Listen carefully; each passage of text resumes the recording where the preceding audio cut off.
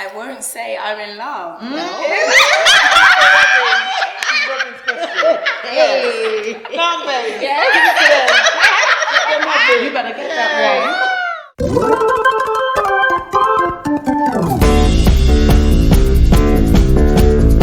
Well, hello there, gods and mortals alike. We're here at Theatre Royal Drury Lane today to meet the cast of Disney's Hercules. Be sure to subscribe to What's on Stage and ring that bell for notifications for all that theatrical goodness. Now, I've got some questions here in this little Greek cauldron inspired by songs from the show. So let's see if the cast can go the distance. Okay. Thank you, Tom. Here we go. Here we go. Okay. Good morning, Stephen. Oh, good morning, Trevor. I have a question for you. Lovely. Please ask away. A star is born, okay? Who is the breakthrough star in the cast of Hercules? Oh, in the cast of Hercules? Yeah. The breakthrough star? Oh my goodness me! Who's the breakthrough star? It's the Stephen Carlile show. It's the Hades show. I'd have to say you, my friend. I think you're the breakthrough star of the show. I enjoy watching your work so much. Truly. No, I do. It's Stephen Carlile is like, and we're in all his scenes, so I feel very blessed. Yes, absolutely. I think collectively, it's the Muses. I don't know if there's been a moment, even in rehearsal, where they've not just sort of made their entrance and the whole room has erupted. I agree. Everybody's so amazing. Yeah. So it's really difficult. I regularly look around in rehearsal and think every single person here is incredible. Yeah. So, including myself. She said, and me. It's amazing, Yeah, let's go with that one. The Muses. The Muses. Do you know who the breakthrough star is? The dolly that plays the baby Hercules. That's the breakthrough star. Yes. That's who it is. Baby Herc. So, my turn. Switching between cauldron and mic. Yes. Ooh, the gospel truth. Spread the gospel truth by telling us one fun fact about yourself.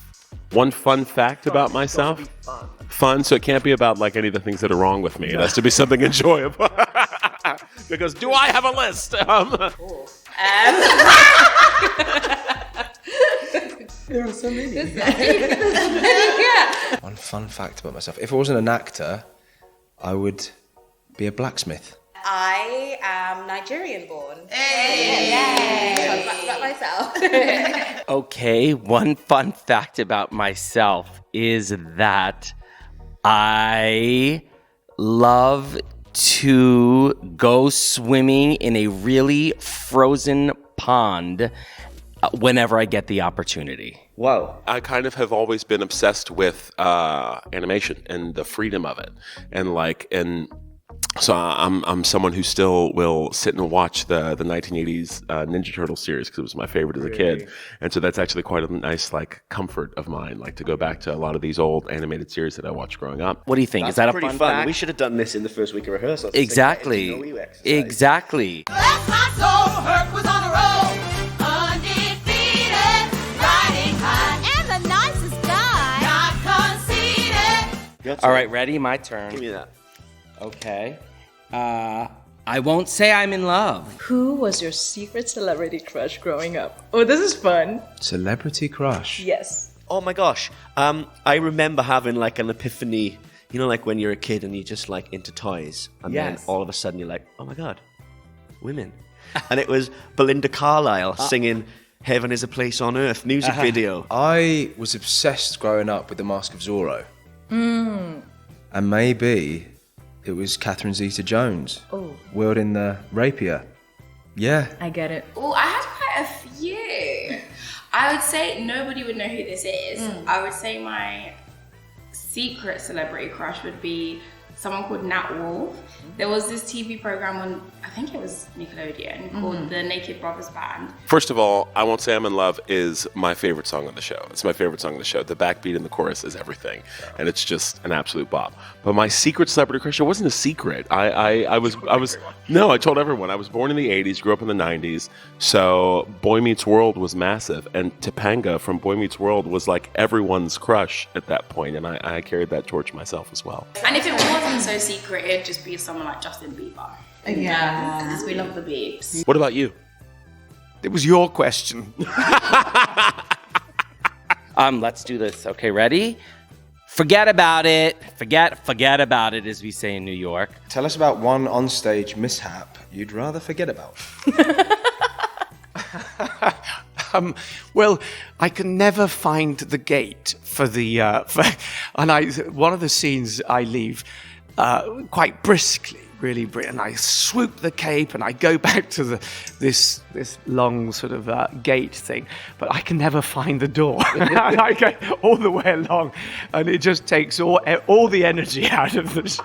Before this, I did Frozen here at Drury Lane, and I was Olaf, and it was a puppet, and to be honest, it was good. It was solid 99% of the time, but every now and again, it would come off.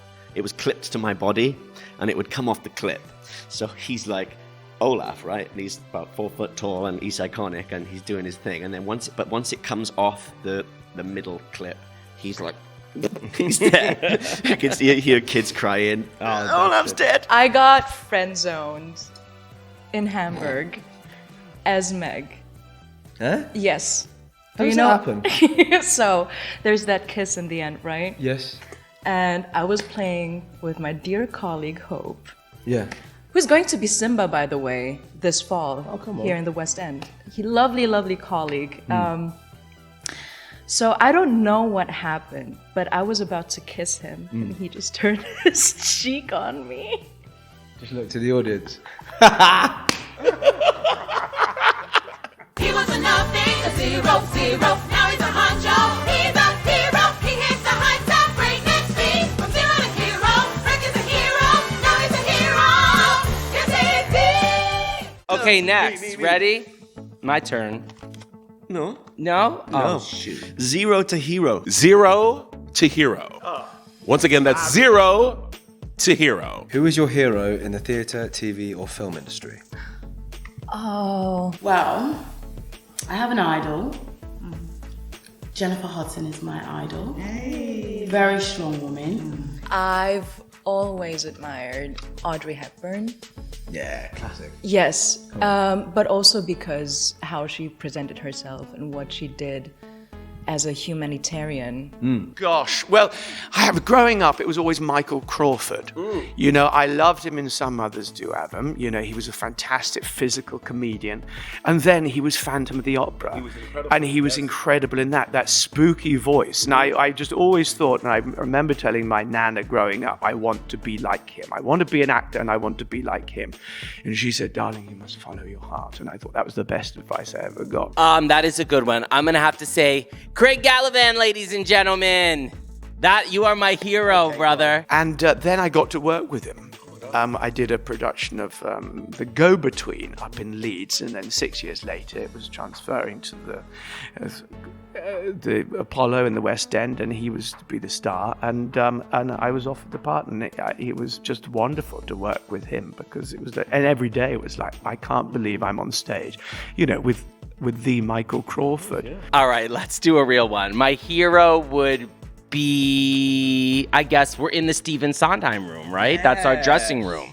So I would say Stephen Sondheim, rest in peace, rest in power. Nice. There we go. That's my hero. Okay, last question. Are you ready? I am. I'm not. Go the distance. How perfect. Tell us about one of your proudest achievements where you went the distance and succeeded. Okay, that's a really good question. Ooh, okay, that's an easy one. So I was born and raised in Switzerland, right? Mm-hmm. So I was a trained nurse, and I also worked on that field for a long time. And then I got the opportunity to move to Hamburg to study musical theater, and that was a very big jump for me. And yeah, what a transition. What a transition. Now I'm here. Now I'm in London, so that's the step I'm very proud of. I think just being in this industry for the length of time I have been in, like working my way, I suppose, to this point. I started out like doing National Youth Music Theatre when I was really little, at 12. And so going the distance and seeing my dream of actually being in a theatre like Theatre Royal Drury Lane. You know what I mean? being a muse is, to me, I think, going the distance, and I'm proudest of just the work I've done through the years to get to this point. So.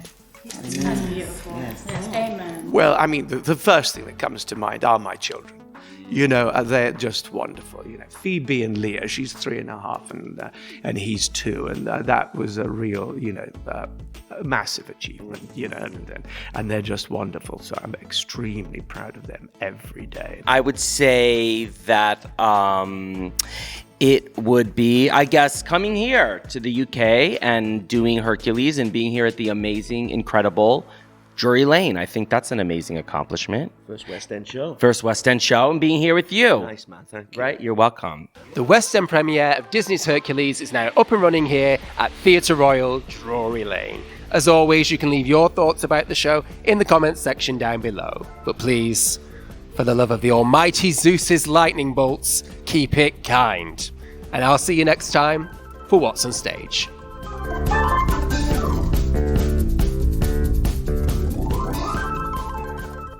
I just asked the question. Do I say hello, Trevor? No. You can say it. You can greet him if you like. I say keep all this in, actually. I say keep all this in. Keep all this in. Keep all this in. Cut that. I love animation, and my dream one day would be to make an animated film. I've been lucky enough to perform in a few, and but I would love to write and direct an animated film, a feature film. That would be a dream of mine. And here we are working for Disney. So you hear that, Mickey? Put me to work.